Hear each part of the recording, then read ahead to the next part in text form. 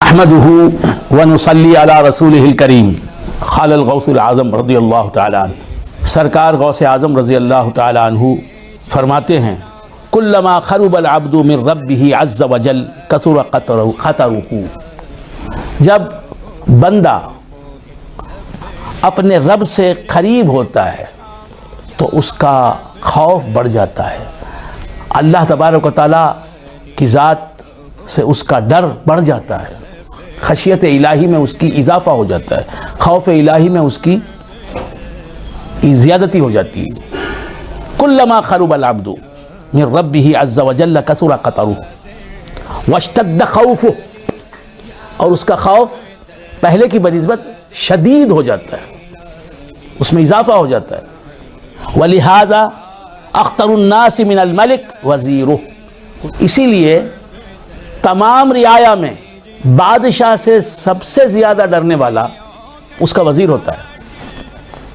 جو سب سے بڑا وزیر ہوتا ہے وہ اپنے بادشاہ سے، اس بادشاہ کی تمام رعایا میں سب سے زیادہ ڈرتا ہے، کیونکہ وہ بادشاہ سے زیادہ قریب ہوتا ہے۔ وزیر اعظم جس طرح بادشاہ سے ڈرے گا، سب سے بڑا وزیر جس طرح اپنے بادشاہ سے ڈرے گا، اس سے چھوٹے وزراء اس طرح بادشاہ سے نہیں ڈریں گے، رعایا اس طرح بادشاہ سے نہیں ڈرے گی، کیوں کہ بادشاہ کے مزاج سے وزیر اعظم سب سے زیادہ واقف ہے، تو بادشاہ سے سب سے زیادہ واقف ہوتا ہے، اس بادشاہ کے وزراء میں سب سے بڑا درجہ رکھنے والا وزیر، اسے وزیر اعظم کہہ سکتے۔ تو وزیر اعظم جس طرح بادشاہ سے ڈرتا ہے، جتنا زیادہ بادشاہ سے ڈرتا ہے اتنا دوسرے وزراء نہیں ڈرتے، اور رعایا کا کوئی فرد اتنا بادشاہ سے نہیں ڈرتا۔ تو غوث اعظم فرماتے ہیں کلما قرب العبد من ربہ عز وجل کثر خطرہ، جب کبھی بندہ اپنے رب سے قریب ہوتا ہے تو اس قرب کی وجہ سے، اس نزدیکی کی وجہ سے بندہ اپنے رب سے ڈرنے لگتا ہے۔ بندہ دور رہتا ہے تو اتنا ڈرتا نہیں رب سے جتنا قریب ہونے کی وجہ سے ڈرتا ہے، اور پھر اس سے زیادہ قریب ہوتا ہے تو اس سے زیادہ ڈرتا ہے۔ تو اللہ کا قرب، اللہ سے نزدیک ہونا اللہ کے خوف کا باعث بنتا ہے، اللہ کی خشیت میں اضافے کا باعث بنتا ہے۔ کلما خرب العبد من ربہ عز وجل کثر خطرہ واشتد خوفہ، جو بندہ اللہ سے جتنا زیادہ قریب ہوگا اس قدر اللہ سے اس کا ڈر شدید ہوگا، لأنہ اقربہم منہ، کیونکہ وزیر جو ہے، وزیر اعظم جو ہے، وہ بادشاہ سے تمام رعایا کے لوگوں میں زیادہ قریب ہوتا ہے۔ ما یصل الیہ المؤمن الا باخلاص، حضور غوث الثقلین رضی اللہ تعالی عنہ فرماتے ہیں، کتنی اہم بات ارشاد فرما رہے ہیں کہ مومن اللہ تک پہنچتا ہے تو صرف اپنے اخلاص کی بنیاد پر پہنچتا ہے، خلوص نیت کی بنیاد پر پہنچتا ہے۔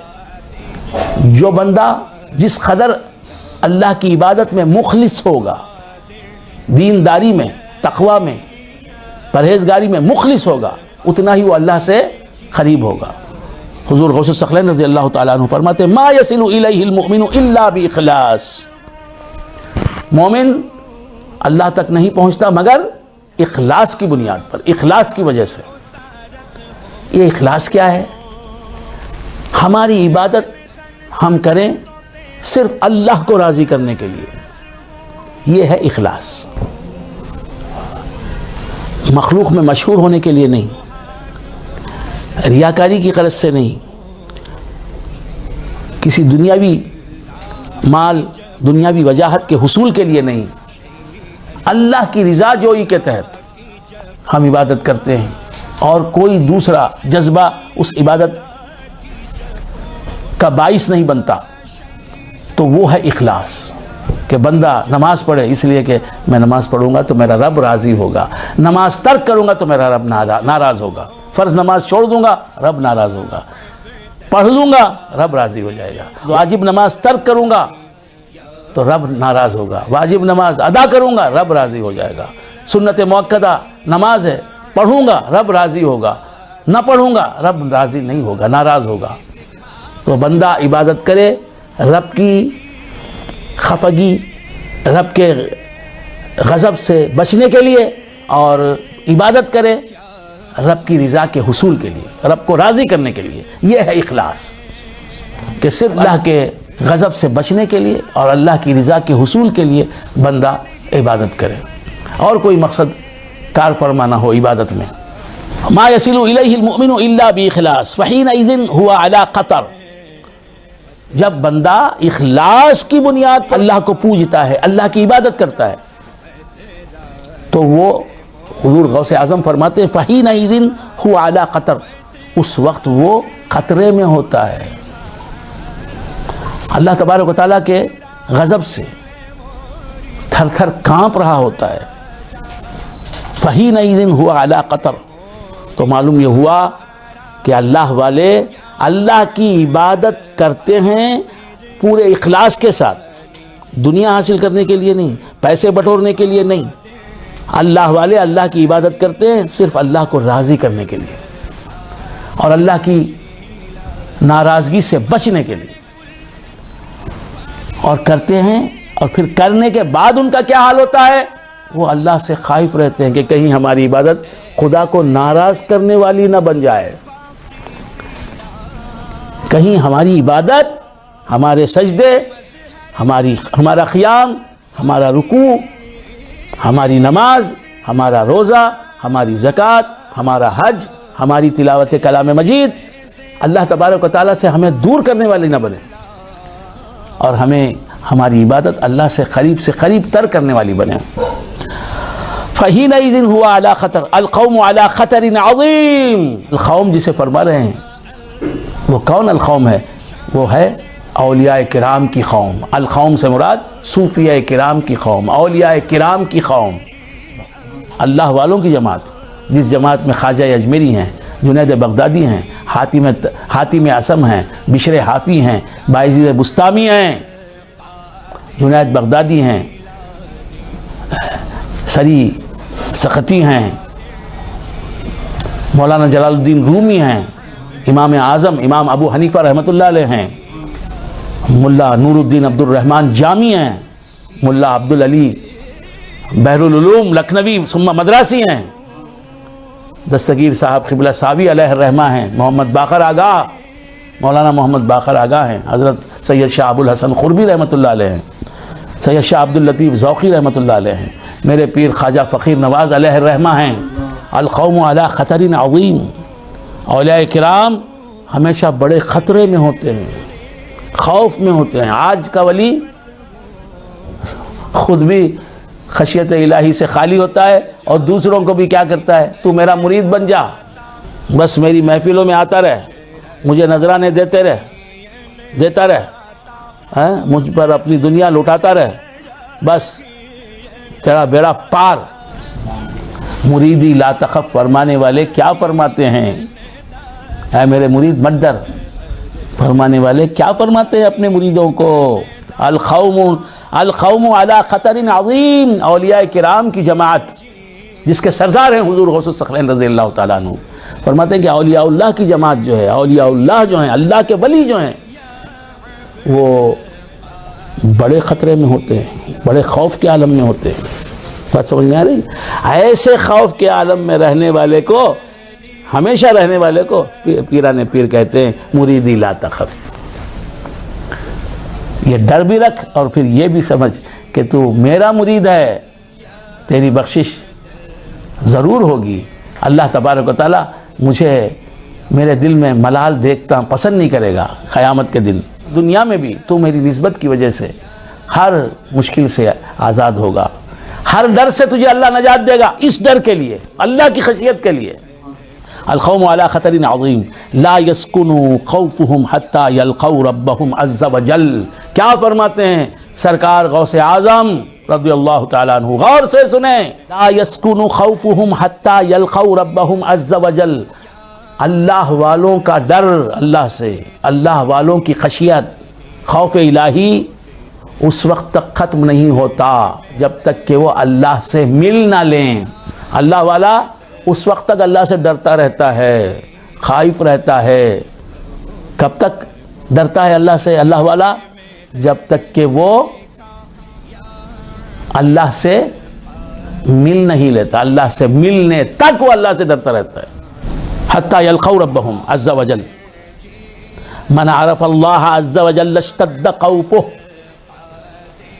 عارف باللہ کہلانے والوں، تمہیں لوگ عارف باللہ کہہ رہے ہیں تو ذرا یہ سن لو، حضور غوث اعظم رضی اللہ تعالیٰ عنہ عارف باللہ کی علامت کیا بتا رہے ہیں، عارف باللہ کی کیفیت کیا بتا رہے ہیں.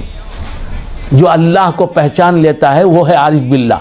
حضور غوث اعظم رضی اللہ تعالیٰ عنہ فرماتے ہیں من عرف اللہ عز وجل اشتد خوفہ. جو اللہ کو پہچان لیتا ہے، جو عارف باللہ بن جاتا ہے، اللہ کے ذات و صفات کا جسے عرفان حاصل ہو جاتا ہے، وہ اللہ سے شدید قسم کا ڈر پیدا کر لیتا اپنے اندر. اس کے دل میں اللہ کا شدید خوف ہوتا ہے، خالی خوف نہیں، شدید خوف. اشتد خوفہ. ولہذا قال النبی صلی اللہ علیہ وسلم. حضور غوث اعظم رضی اللہ تعالیٰ عنہ فرماتے ہیں اسی لیے نبی صلی اللہ علیہ وآلہ واصحابہ وسلم نے فرمایا، رسول اللہ محمد عربی صلی اللہ تعالیٰ علیہ وآلہ واصحابہ وسلم نے فرمایا انا عارفکم باللہ واشدکم لہ خوفا. حضور غوث اعظم فرماتے ہیں کہ رسول اللہ صلی اللہ علیہ وسلم نے فرمایا انا عارفکم باللہ، اے میرے صحابہ میں تم سب سے زیادہ اللہ کو پہچاننے والا ہوں. واشدکم لہ خوفا، اور تم سب سے زیادہ اللہ سے ڈرنے والا ہوں. حضرت صدیق اکبر سے حضور فرما رہے ہیں، فاروق اعظم سے، عثمان غنی سے، مولا علی سے، حضرت طلحہ سے، حضرت زبیر سے، تمام صحابہ. بڑے سے بڑا ولی جو غیر صحابی ہے وہ صحابہ کی گرد پا کو نہیں پہنچ سکتا، کسی صحابی کے قدموں کی دھول کی برابری نہیں کر سکتا.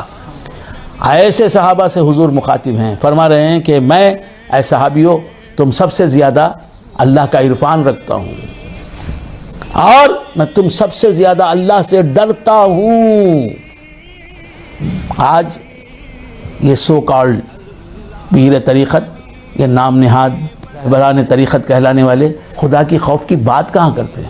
فلہذا قال النبی صلی اللہ علیہ وسلم انا عارفکم باللہ واشدکم لہ خوفا.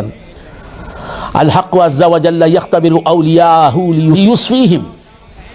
حضور غوث اعظم رضی اللہ تعالیٰ عنہ فرماتے ہیں کہ اللہ تعالیٰ اپنے اولیاء کو، اختبار کے معنی ہیں امتحان، اللہ تبارک و تعالیٰ اپنے اولیاء کو، اپنے ولیوں کو آزماتا ہے لیصفیہم، تاکہ وہ انہیں صاف کر دے، پاک کر دے. اللہ ہر برائی سے پاک کرنے کے لیے اپنے اولیاء کو آزماتا رہتا ہے. وہ آزمانا اولیاء اللہ کے صفائے باطن کا ذریعہ بن جاتا ہے. اللہ جو آزماتا ہے، اس آزمانے کی وجہ سے اللہ تبارک و تعالیٰ ان کے اخلاق میں بلندیاں پیدا فرما دیتا ہے، ان کی اچھائیوں میں اضافہ فرما دیتا ہے. ہر طرح کے عیب، ہر طرح کی برائی، ہر طرح کی ذلت سے انہیں پاک کرتا ہے. یصفیہم فہم ابدا علی قدم الخوف. اللہ والے، اہل اللہ کہلانے والے، عرفاء کہلانے والے، عارف باللہ کہلانے والے ہمیشہ خوف کے قدم پر ہوتے ہیں، ہمیشہ ڈرتے رہتے ہیں، ڈرتے رہتے ہیں. عبادت کی کرنے کے بعد یہ ڈر لگا ہوا ہے کہ مولا پسند کرتا ہے یا ناپسند کرتا ہے، کیا معلوم. عبادت کر کے کہتے ہیں مولا عبادت قبول کر لے، مولا یہ عبادت تیرے لائق نہیں، تیری بارگاہ کے لائق نہیں ہے میرے سجدے، تیری بارگاہ کے لائق نہیں ہے میرا وجود، میں اپنے ناپاک وجود سے تیری عبادت کرنے والا، یہ میں نے جو عبادت کی اس عبادت کو قبول فرما، ناقص عبادت کو کمال کا درجہ عطا فرما. فہم ابدا علی قدم الخوف من التغییر والتبدیل. وہ ہمیشہ ڈرتے رہتے ہیں کہ اللہ نے ہمیں نمازی بنایا ہے، اب تو ہم نمازی ہیں، کہیں بے نمازیوں میں نہ شامل ہو جائیں. کتنے نمازی بے نمازی بن گئے، کتنے ایمان والے کافر بن گئے، کتنے صاحبان مقام، بلند مقامات والے اپنے مقامات سے گر گئے. اللہ تبارک و تعالیٰ فرماتا ہے کہ وَلَقَدْ خَلَقْنَا الْإِنسَانَ لَقَدْ خَلَقْنَا الْإِنسَانَ فِي أَحْسَنِ تَقْوِيمٍ ثُمَّ رَدَدْنَاهُ أَسْفَلَ سَافِلِينَ. ہم نے انسان کو احسن تقویم میں پیدا کیا، پھر اسفل سافلین میں گرا دیا. کتنے انسان بلندیوں کو چھونے کے بعد انتہائی پستیوں کے شکار ہو گئے. حضور غوث الثقلین فرماتے ہیں تغییر حال، اپنی حالت کے بدل جانے سے ڈرتے رہتے ہیں اولیاء اللہ۔ مسلمان ہوں کہیں کافر نہ بنا دیا جاؤں، اللہ مجھ سے راضی ہے کہیں اللہ مجھ سے ناراض نہ ہو جائے، عزتیں دی ہیں کہیں مجھے وہ اپنے اولیاء میں ذلیل و خوار نہ کر دے، اب تو مولا کی نگاہوں میں ہوں کہیں وہ اپنی نظروں سے نہ گرا دے۔ جگر مراد آبادی کہتے ہیں زمین بھی نہ اٹھائے گی میری خاک کا بار، زمین بھی نہ اٹھائے گی، اے اللہ عز و جل زمین بھی نہ اٹھائے گی میری خاک کا بار، گرا دیا مجھے تو نے اگر نگاہوں سے، گرا دیا مجھے تم نے اگر نگاہوں سے۔ تو عرض کر رہا تھا کہ وہ ڈرتے رہتے ہیں، غوث اعظم رضی اللہ تعالیٰ عنہ فرماتے ہیں کہ وہ ڈرتے رہتے ہیں کہ ہماری حالت میں تغیر نہ واقع ہو جائے، جس مقام پر ہم پہنچیں اس مقام سے دوسرے مقام میں، برے مقام میں نہ پہنچ جائیں۔